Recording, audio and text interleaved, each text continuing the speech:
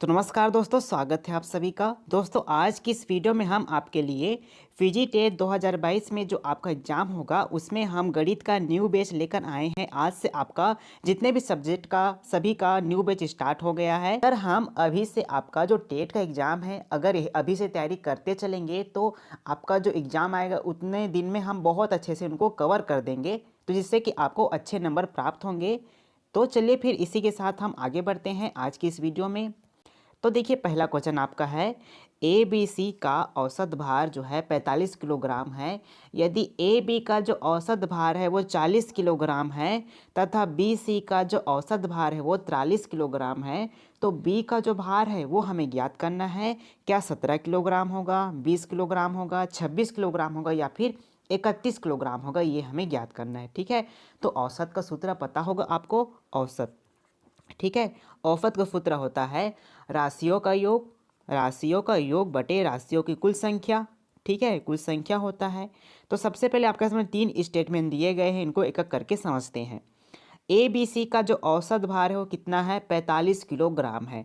तो ए plus B plus सी और बट्टे में कितनी संख्या यहाँ पर ऊपर में 1 2 3, 3 है तो नीचे हम 3 कर लेंगे, बराबर करके आपको 45 कर लेना है, 45 कर लेंगे। ठीक है, अब यहाँ पर 3 है को उस ओर पक्षांतर करेंगे, भाग में है तो उस पर जाए गुणा बदल जाएगा। तो ए प्लस बी प्लस सी बराबर हो जाएगा 45 तिया होता है 135, 5 तिया 15, हाथ में ही 1, 4 तिया 12 और 1 13, तो आपका आंसर कितना आ जाएगा, 135 आ गया। ठीक है, ए बी सी का मान। उसी प्रकार से देखिए दूसरा स्टेटमेंट है आपका, ए बी का औसत भार 40 किलोग्राम है। तो ए प्लस बी बटे 2 करना है, क्योंकि ए और बी 2 हैं तो 2 करेंगे, बराबर 40 कर लेंगे। ठीक है, अब ए प्लस बी, ठीक है, उसी प्रकार से क्या करेंगे, 2 को उस पक्षांतर करेंगे, गुणा बदल जाएगा, 40 दूना 80 ये हो जाएगा। ठीक है, ठीक उसी प्रकार से आपको देखिए बी प्लस सी दिया है, बी प्लस सी बटे 2 करना है, बराबर कितना है, 43 है। तो बी और सी का मान आ जाएगा बी प्लस सी बराबर 3 दूना 6, 4 दूना 8। इन मान को याद रखिएगा, कितना कितना दिया, 135 है। 135, 80 और 86। ठीक है, ये है।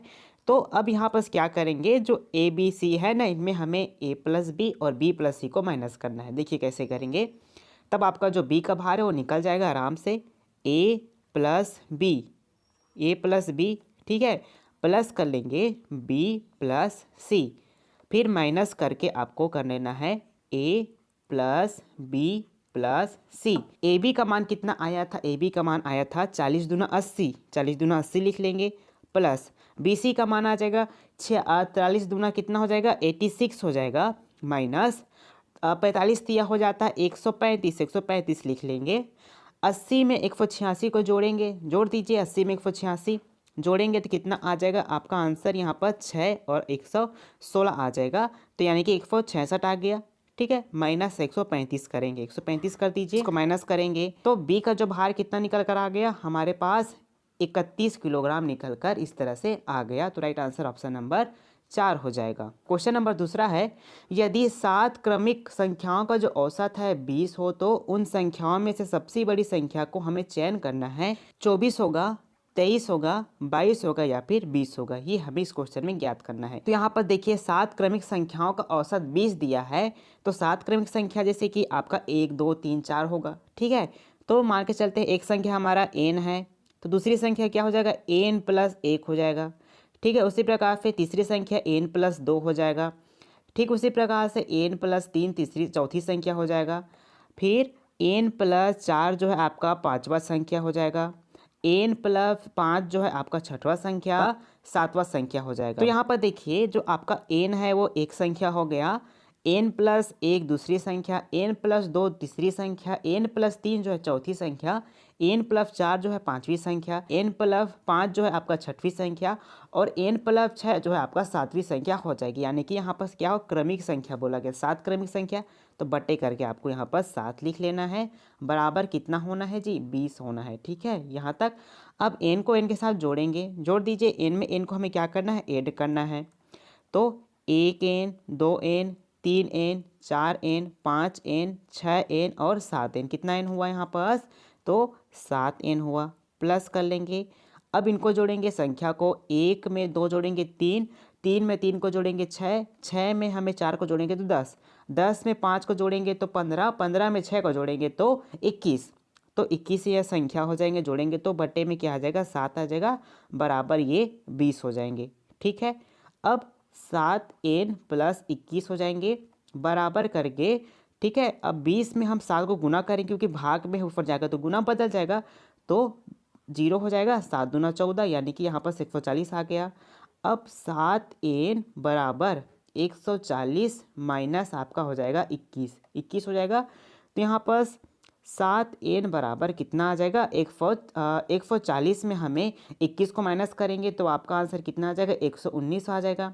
ठीक है, तो n बराबर कितना आ जाएगा 17 सत्ते 119 होता है, तो यहाँ पर n का मान कितना आ जाएगा जी आपका 17 आ जाएगा। ठीक है, तो यहाँ पर क्या पूछा है, सबसे बड़ी संख्या पूछा है, तो सबसे बड़ी संख्या यहाँ पर क्या है, तो ध्यान दीजिएगा सबसे बड़ी संख्या n + 6 है। ठीक है, तो एक से की जगह पर मतलब n + जो है 6 और सबसे बड़ी संख्या है, n का मान कितना निकल कर आया है आपका 17 आया है।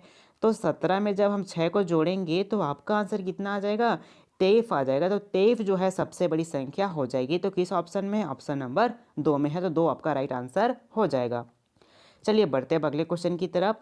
यहाँ पर देखिए 0.035% बराबर है किसके बराबर, ये हमें ज्ञात करना है। क्या 0.35% के बराबर, 35% के बराबर, 3.5% के बराबर या फिर 49.5% के बराबर, ये हमें ज्ञात करना है। जब भी आपको प्रतिशत ज्ञात करना रहता है तो हम 100 के साथ गुना करेंगे। गुना कीजिए 0.035 गुना करके आपको 100 कर देना, 100 कीजिए। ठीक है, अब यहाँ पर देखिए 100 में कितने जीरो हैं, 2 जीरो हैं।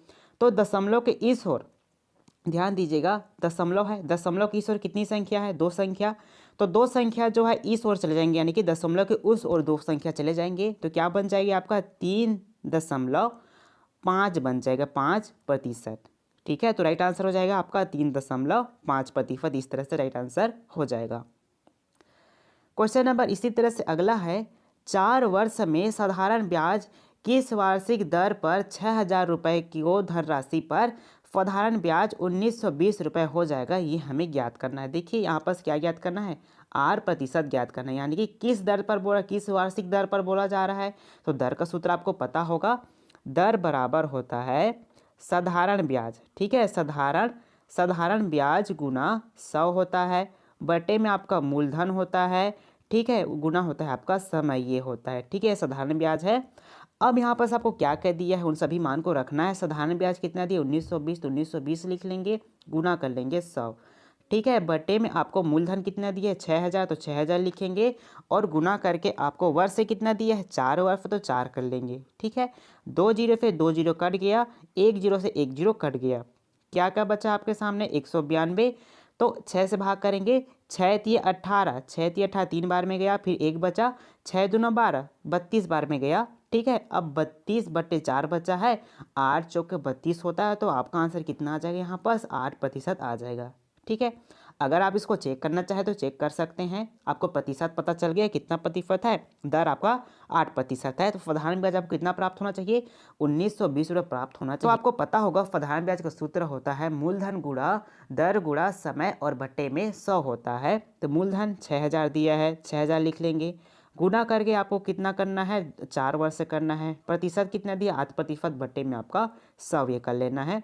2 जीरो से 2 जीरो कट जाएंगे, 8 चौके 32 होता है, 32 60 गुना 32 ये होता है। ठीक है, जब हम इनको गुना करेंगे तो 6 दूना 12, हाथ में आई 1, 6 तिये 18, अब 1 19 और 0। देखिए आपका साधारण ब्याज कितना निकल कर आ गया 1920 रुपये, इस तरह से निकल कर आ गया। तो हमारा आंसर जो है 8% राइट हो जाएगा। ठीक है, तो इस तरह से आप इनको चेक भी कर सकते हैं। चलिए बढ़ते हैं अगले क्वेश्चन की तरफ। अगला क्वेश्चन है आपका, किसी आयत की जो लंबाई है वो 40% बढ़ाई जाती है और चौड़ाई जो है 30% कमी हो जाती है, तो आयत के क्षेत्रफल में परिवर्तन प्रतिशत में कितना होगा। क्या 2% में कम होगा, 2% अधिक होगा, 10% अधिक होगा या फिर 10% कम होगा, ये इस क्वेश्चन में हमें ज्ञात करना है। ठीक है, तो किसी आयत का जो क्षेत्रफल होता है, क्षेत्रफल क्या होता है लंबाई गुना चौड़ाई। ठीक है, तो हमने लंबाई को 1 सा मान लिया और चौड़ाई को हमने क्या मान लिया y मान लिया। ठीक है, आयत के जो आपका लंबाई है उसको हमने 1 सा और आयत का जो चौड़ाई है उसको हमने y मान लिया। ठीक है। अब पहले स्टेटमेंट की तरफ चलते हैं। आयत की लंबाई जो है 40% बढ़ाई जाती है। मान के चलिए आपके पास 100 रुपये है, ठीक है। अगर उसमें 100 रुपये हमने क्या कर लिया, 10 और 40 रुपये और मिला दिया तो आपका आंसर बोलिएगा कितना आएगा, 140 रुपये आ जाएगा। ठीक वैसे भी आपको यहाँ पर भी करना है, ठीक है। तो देखिए जो किसी आयत को जो लंबाई है कितना है, 100 है। अब 100 में कितना, 100 में ही हमने 40% बढ़ा दिया है तो यहाँ पास हो जाएगा 40/100। समझिएगा 40/100 हो जाएगा, ठीक है। तो इस तरह से जब हम 100 को 100 के साथ गुना करेंगे तो कितना आ जाएगा, 100 100 आ जाएगा। 100 100 में यहाँ पर 100 रहेगा, ठीक है। तो यहाँ पर देखिए 100 100 प्लस 40 100 बटे में हो जाएगा आपका 100 ये, ठीक है। अब इनको जोड़ेंगे तो आपका आंसर आ जाएगा 140/100 100 ये आ जाएंगे। उसी प्रकार से आपका चौड़ाई है, चौड़ाई में 30% कमी होती है तो चौड़ाई को हमने y माना है तो y में ही कमी होगी ना, y माइनस 30/100 और आपका यहाँ पास y आएगा, ठीक है। इनको गुणा करेंगे तो 100y हो जाएगा माइनस 30y हो जाएगा और बटे आपका 100 ये हो जाएगा। घटाएंगे 100 में हम 30 घटाएंगे तो 70y आ जाएगा, 70y बटे आपका आंसर यहाँ पास 100 आ जाएगा, 100 आ जाएगा, ठीक है। तो इस तरह से हमें लंबाई और चौड़ाई तो प्राप्त हो गया।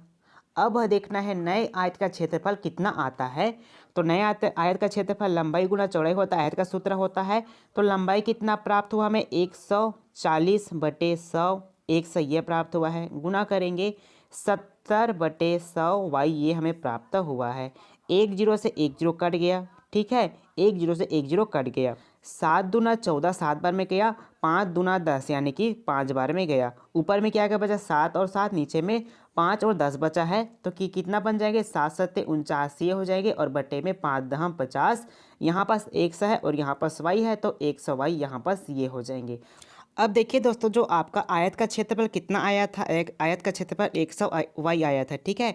अब हमारे पास 100 रुपया है, उसमें से 30 रुपये कम हो गया तो 100 रुपये में तो कमी आएगा, 70 रुपये हो जाएगा वो। उसी प्रकार से जो आपका आयत का क्षेत्रफल कितना है, 100y है, तो हमें नए आयत का क्षेत्रफल प्राप्त हुआ है 49/50 100y ये प्राप्त हुआ है, ठीक है। भाग करेंगे तो यहाँ पास 50 x आ जाएगा, 50 100y माइनस 49 100y आ जाएगा और बटे में आपका 50 आ जाएगा, क्योंकि हमने यहाँ पास 50 को इसके साथ गुना किया है तो 50 100y हो गया है।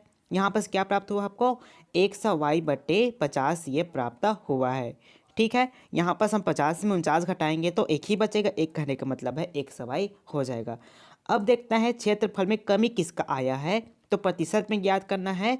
तो 100y बटे आपका हो जाएगा 50, गुना कर देंगे हमें कितना आ जाएगा, 100 आ जाएगा। भाग करेंगे, भाग कर दीजिए, कितने बार में चला गया, 2 बार में चला गया तो 100y प्राप्त हो गया, ठीक है। अब यहाँ पर देखिए, अब 2 को हम यहाँ पर इस ओर पक्षांतर करेंगे तो 100y बराबर हो जाएगा -2। तो देखिए जो हमें माइनस में प्राप्त हुआ है, आंसर जो है आपको माइनस में प्राप्त हुआ है तो किसको बता रहा है, ये कमी को बता रहा है। तो आयत के क्षेत्रफल में परिवर्तन किसका आया है, 2% का कम आया है। तो राइट आंसर हो जाएगा ऑप्शन नंबर ए, ठीक है। अगर यहाँ पे अगर प्लस में रहता तो 2% अधिक होता। अगला क्वेश्चन है आपका, एक संख्या के आदमी एक कार्य को 30 दिनों में पूरा करते हैं। तो हम यहाँ पर संख्या ले लेते हैं और यहाँ पर आदमी ले लेते हैं। तो एक संख्या के आदमी जो है किसी काम को 30 दिनों में पूरा करते हैं, तो यदि वहाँ 6 आदमी और मिला देते हैं, आपके पास 100 आदमी ऑलरेडी थे, अगर उसमें हम 6 आदमी और मिला देंगे तो 100 + 6 और हो जाएंगे, ठीक है। तो वह कार्य 20 दिनों से पहले पूरा कम दिनों में पूरा हो जाएगा। तो यहाँ पास 20 और लिख देंगे संख्या में, ठीक है, दिनों की संख्या में। अब पूरा हो जाएगा तो आदमी की संख्या हमें ज्ञात करनी है, आदमी की संख्या कितनी होगी ये हमें बताना है। अब इस तरह क्वेश्चन को आपको सॉल्व बहुत ही आसानी से करना है। जो आपका संख्या दिया है दिनों की संख्या, तो उसको हमें 30/20 डायरेक्ट लिख लेना है, 30/20 को डायरेक्ट लिख लेंगे बटा में। लेकिन जो आपका आदमी की संख्या है 100 और 100 + 6, तो इसको हमें पलट देना है। जो आपका 100 + 6 उसको ऊपर में लिख लेना है और आपका 100 को हमें नीचे में लिख लेना है, ठीक है, लिख लिए। अब इनको हम तिरक गुणा करेंगे तो 30 100 ये आ जाएगा, बराबर करेंगे 20 को अब इनके साथ गुना करेंगे तो 20 100 ये आ जाएगा, प्लस 20 को 6 के साथ गुना करेंगे तो 6 दूना 12 120 ये हो गया। अब 30 100 में 20 100 को माइनस करेंगे तो आपका आंसर आ जाएगा 10 100 बराबर 120 आ जाएगा। एक जीरो से एक जीरो कट गया तो एक से का मान कितना आ जाएगा, 12 आ जाएगा। तो राइट आंसर हो जाएगा ऑप्शन नंबर आपका 3, यानी कि आदमी की संख्या कितनी है, 12 हो जाएगी। ठीक है, उसी तरह से अगला क्वेश्चन है, एक घनाभ का जो आयतन है वो 43,740 घन सेंटीमीटर तथा उसकी भुजाओं का जो अनुपात है वो 3:4:5 में है, तो सबसे बड़ी भुजा है, हमें बताना है सबसे बड़ी कौन सी भुजा होगी। ठीक है, ये बताना है आपको। तो देखिए, जो आपका घनाभ का आयतन का सूत्र होता है क्या होता है, आपका लंबाई गुणा चौड़ाई गुणा ऊंचाई ये होता है। तो आयतन का सूत्र आपको दिया, आयतन बराबर दिया है आपको 43,740 ये दिया है, बराबर हम मान लेते हैं भुजाओं का जो अनुपात है, इस मान लेते इसका लंबाई कितना है 3 चौड़ाई जो है 4 और उसका ऊंचाई जो है 5 मान लिए। तो क्या कर लेंगे, गुना करेंगे, 3 गुना 4 गुना 5 ये कर लेंगे। ठीक है, तो 43,740 बराबर इनको गुना करेंगे, 4 चौक के 20, 20 दिया 60 होता है, 60 और एक पर जो है 3 बार है तो 1 की पावर 3 कर लेंगे, क्योंकि गुना के फॉर्म में है तो 3 कर लेंगे। ठीक है, अब हम क्या करेंगे, आपका जो 1 की पावर 3 है बराबर जो आपका 43,740 है उनको हम 60 से भाग करेंगे, भाग कर दीजिए, एक जीरो से एक जीरो चला गया, 6×7=42 होता है, 6×42 के साथ लिख लेंगे, यहाँ पास एक बचा है 6×2=12, 6×2=12 लिख लेंगे, यहाँ पास कितना बचा फिर 5 और 54 बन गया, 6×9=54, तो आपका यहाँ पास कितना आ गया 729 आ गया। तो देखिए आपका 1 की पावर 3 है, हमें कितना प्राप्त हो आंसर, जब हमने 73,740 में 60 का भाग किए तो हमें 729 ये प्राप्त हुआ है। एक से बराबर जब 3 को उसको करेंगे तो ये किस में बदल जाएगा, रूट में बदल जाएगा, तो 3 यहाँ पास आ जाएगा, 729 जो है अंडर रूट में आ गया। जब हम एक से बराबर क्या करेंगे, 3 9 को 3 बार गुणा करेंगे, 9 गुना 9 गुना 9, 9 ने 81, 81 हुआ, 81 निया 729 होता है। तो क्या होगा, 9 जो है बाहर आ जाएगा करनी से, तो एक से का मान आपको क्या प्राप्त हो गया, 9 प्राप्त हो गया। सबसे बड़ी भुजा देखिए इनमें 3 4 5 में सबसे बड़ा संख्या कौन है, आपका 5 है, तो 5 1 हो जाएगा। एक की जगह पर आपको 9 लिखना है, तो 5 गुना आपको 9 करना है, 9 पंचे कितना होता है जी, 45 होता है, तो 45 आपका राइट आंसर हो जाएगा। देखिए किस ऑप्शन में, ऑप्शन नंबर ए करेक्ट हो जाएगा। तो देखिए दोस्तों, इस तरह से आप बहुत ही आसानी से इस तरह के क्वेश्चन को आप सॉल्व कर सकते हैं। हम धीरे धीरे से चलेंगे ताकि आपको सभी क्वेश्चन को बनाने का तरीका पता चल जाए। अगर आपको तरीका मालूम हो जाए क्वेश्चन किस तरह से बनाते हैं, तो आप किसी भी क्वेश्चन को एग्जाम में अच्छे से बना सकते हैं। तो आज से आपका नया पेज स्टार्ट हो गया है, आप सभी जो है अच्छे से जुड़िए, अच्छे से तैयारी करते रहिए। मिलते हैं अगले वीडियो में, थैंक्स।